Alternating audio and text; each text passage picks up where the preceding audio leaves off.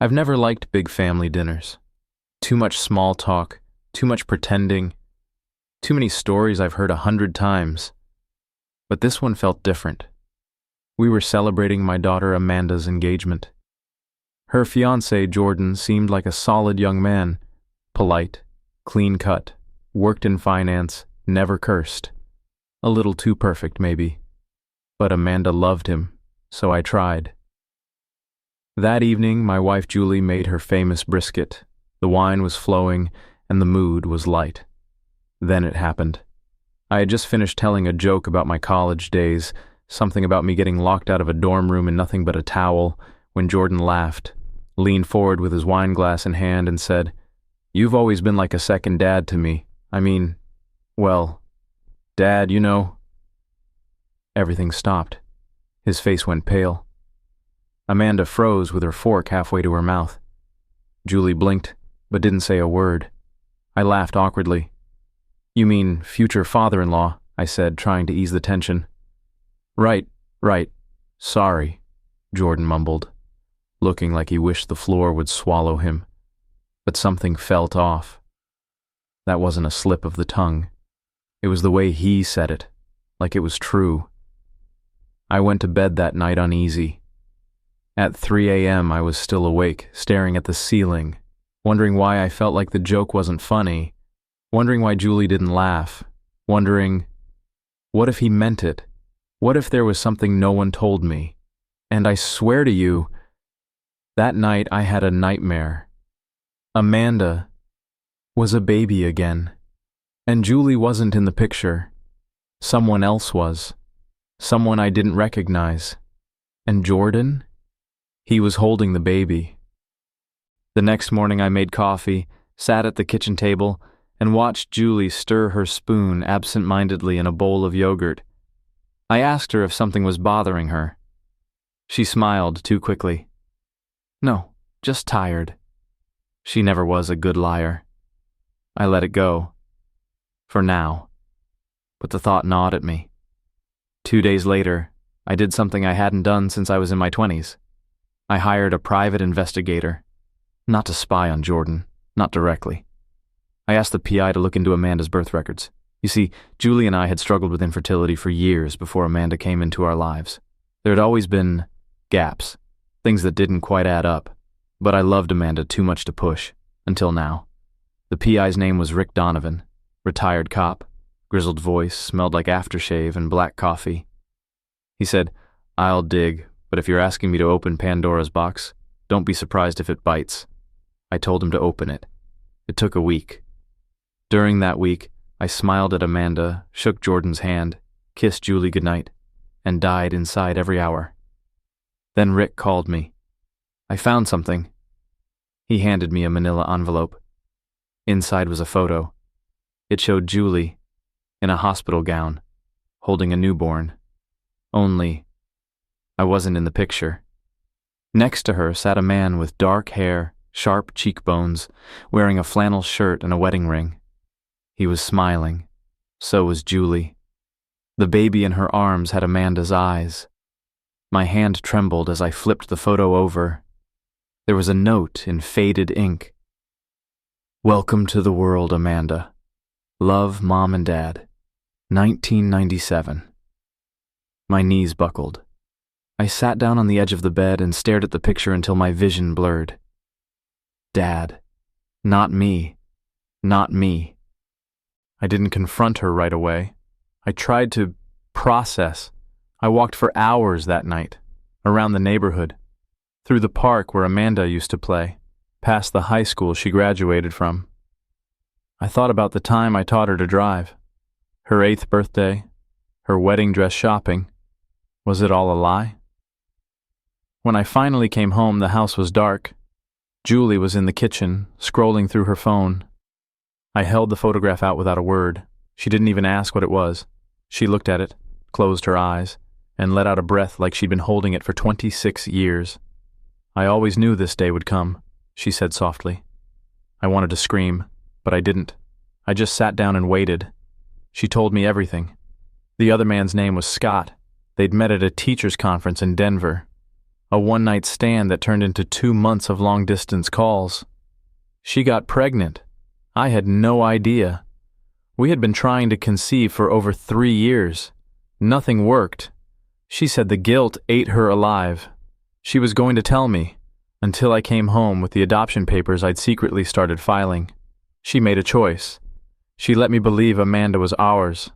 Fully, completely, mine. And Scott? He died, Julie whispered. Car crash, drunk driver. Amanda was 6 months old. My world cracked in half. You could have told me, I said. I had a right to know. She nodded, tears falling freely. I was scared. And then, it just got too late. And you loved her. You were a better father than Scott ever could have been. Maybe that was true, but it didn't stop the ground from shifting under me. And it didn't explain why Jordan had called me Dad. I couldn't sleep. Even after Julie's confession, something still didn't sit right with me. There was one more thing I needed to know, so I bought a DNA test kit. 2, actually. 1 for me, 1 for Amanda. I told her it was for a genealogy project I was doing, a little white lie. She smiled and said sure. A week later, the results came back. My hands trembled as I opened the email. Probability of paternity, 0.00%. I stared at the screen for what felt like forever. I don't know what I expected. I guess I thought some miracle would prove Julie wrong, that all those memories meant more than blood. They didn't. I wasn't Amanda's father, not biologically, not legally, nothing. And yet, everything inside me still screamed that she was mine. But the universe wasn't finished with me yet. Because the next day, I got a call. It was Rick Donovan again. There's more. He asked if I could meet him in person. We met at a small diner off the interstate. He looked grim. He slid over another manila folder. Inside was a recent photo.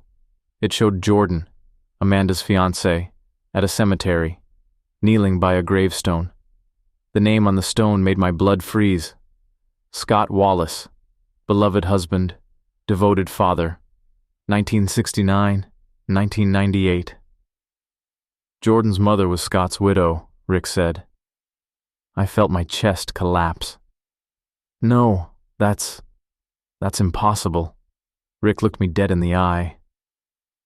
He's Amanda's half-brother. I sat in my car for over an hour outside Amanda's apartment, hands clenched, mouth dry, a dozen drafts of what to say spinning through my mind. Eventually, I just went up and knocked. Amanda answered the door in sweatpants and a ponytail, beaming. Hey, Dad. Jordan just picked up Ty. Come in. Pausa. She called me Dad. I almost collapsed right there. I stepped inside, heart pounding. Jordan walked out of the kitchen, chopsticks in hand, froze when he saw me. Hey, Mr. Wallace, don't, I snapped. Amanda looked between us, confused.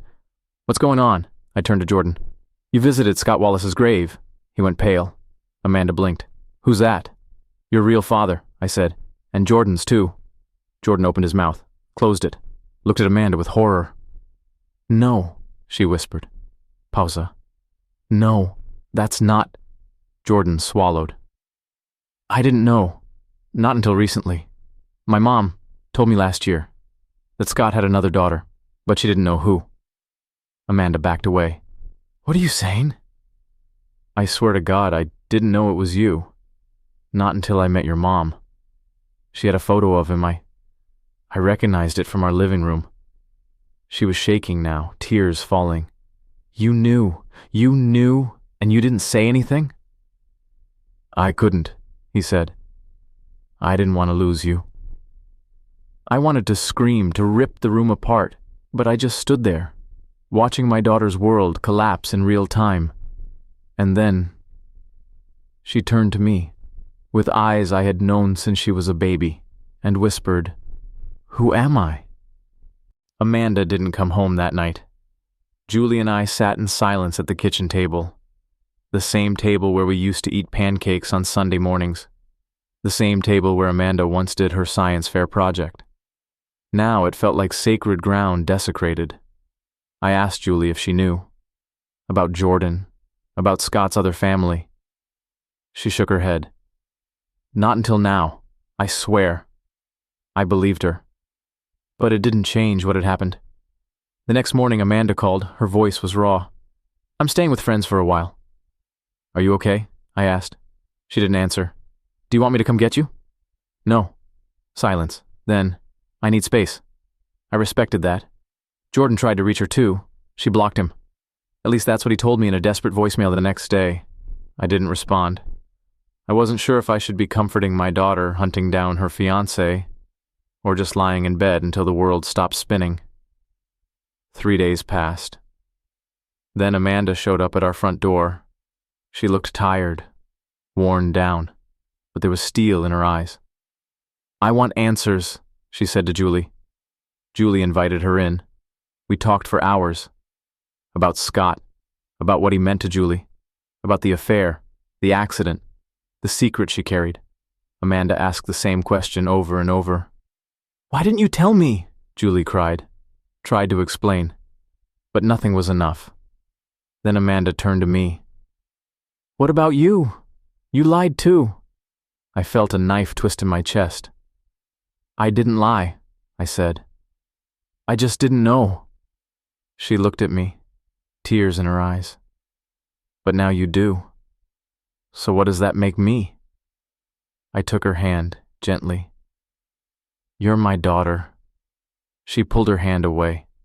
No, I'm someone else's mistake. A week later, Amanda left town. No warning, just a text. I need time to figure out who I am. Please don't follow me. Julie cried for hours. I just stared out the window.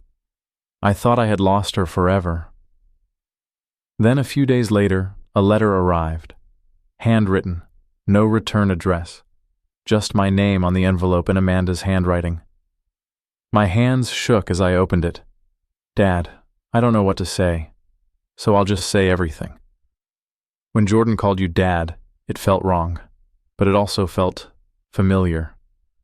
I thought maybe it was just because we all looked up to you. I didn't know it would open a door I can't close now. Everything I thought I knew about myself, about Mom, about you, feels like a story someone else wrote. I'm angry. I'm confused. I feel betrayed. But even in the middle of all of this, one thing hasn't changed.